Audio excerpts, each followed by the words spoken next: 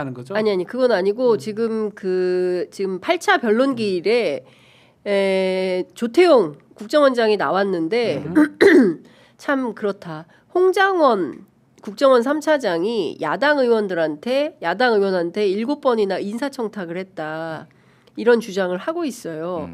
그래서 자기는 그 얘기를 들으면서 깜짝 놀랐고 정치 중립과 관련해서 생각을 했다.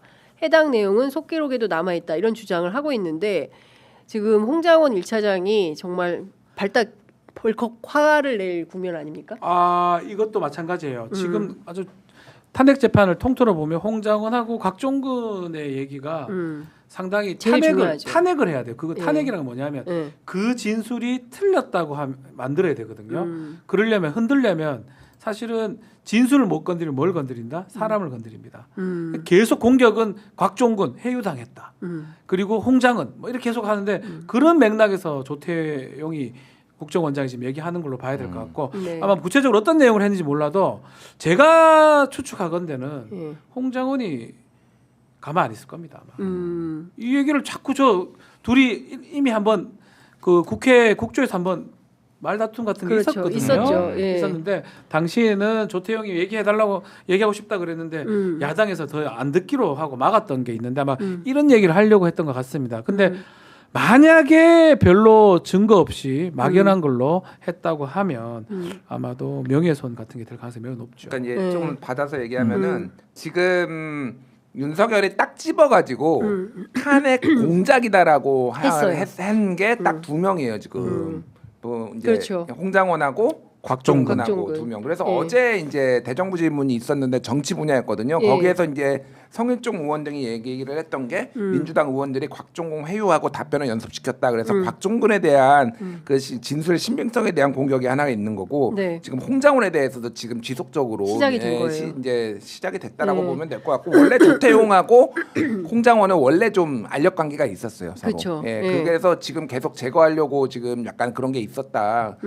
국정원법 위반으로 또 정치 중립 위반으로 지금 또 고발까지 한 상황이거든요. 그런 맥락들이 좀 있어요.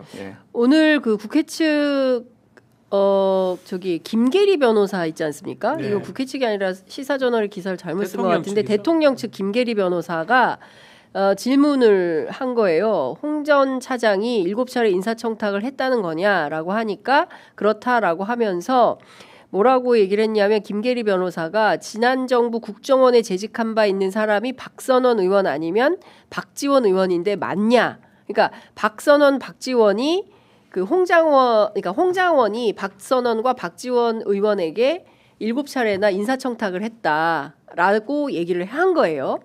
그러면 박선원 의원과 박지원 의원도 이거는 가만히 있으면 안 되죠. 그렇죠. 그러니까 상당히 비열한 방식이에요. 이게. 둘 중에 누구인지는 말씀드리지 않아도 될 것 같다라고 조태용 원장이 얘기를 한 겁니다. 박계리가 홍장원 관련된 질문들을 많이 하는 것 같거든요. 지난번에 뭐 질문하다가 뭐 죄송합니다, 뭐 말 끊다가 뭐 좀 다툼의 여지도 있었고 그런 것들을 봤던 기억이 나는데 이 박계리 변호사가 이제 주장하는 거 상당히 안타까운 게 뭐냐면 실제로 제대로 하려면 구체적으로 적시를 해야 됩니다. 인사청탁이라는 거는 별의별 게 다 인사청탁입니다. 나 휴가 보내줘도 인사청탁이 될 수 있고요.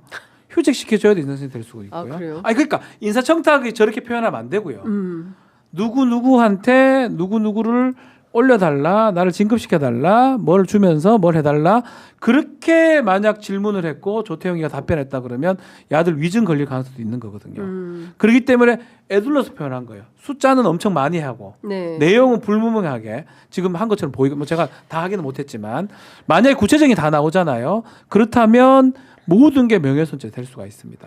근데 일단 우리 김준일 평론가 기자 하셨으니까 도하 모든 언론이 이거를 다 보도를 하고 있어요. 이렇게 되면 사람들은 이 뉴스 속보를 보는 사람들은 어머, 믿죠. 홍장원 차장이 야당 의원한테 인사청탁했었네. 그것도 7번이나 이제 이렇게 인식되는 거 아니에요? 그러니까 이제 이걸 이제 보도를 안 하기는 좀 어렵고 어렵긴 하죠. 이제 홍장원 측의 입장이 나와서 이거를 이제 반박을 해줄 필요는 있는데 이게 그러면 이제 또 이제 등치돼 가지고 싸우는 건데 저는 이제 이상한 게 인사청탁이 뭔지는 제가 모르겠습니다만 무슨 내용인지 이게 보통은 이게 그러니까 박지원 의원이 국정원장 출신이고 박선원 의원은 이제 1차장 출신이니까 제가 궁금한 건 그런 거예요. 야당 의원이잖아요.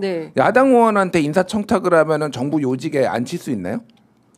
이게 무슨 얘기인지 잘 모르겠어요. 네, 그러니까 네. 여당이면은 뭐 그 국정원한테로 영역. 근데 윤석열 정부의 국정원인데 지금 국정원이 차장이 와서 야당 의원한테 인사청탁을 하니까 그럼 박지원 의원이라고 하면 박지원 의원이 그러면은 뭐 국정원 인사는 내가 좀 해볼게. 뭐 이러면서 뭐 이렇게 할 수 있는 건가 이게. 그러면 그러니까 지금 했다는 게 아니라 예, 예.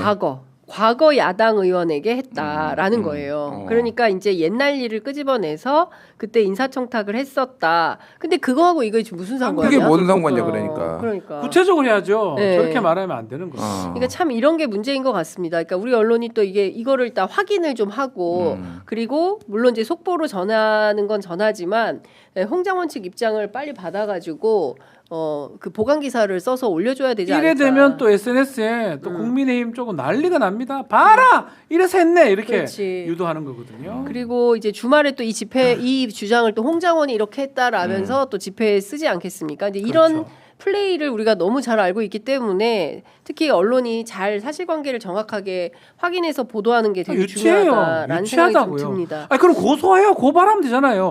인사청탁하면 부정청탁금지법 위반입니다. 그러니까 청탁금지법 위반. 그럼 해야지 하면 돼요. 네. 이걸 여기서 뭐 왜 헛소리를 합니까? 그냥 차라리 고발을 해라. 고발해요. 고발.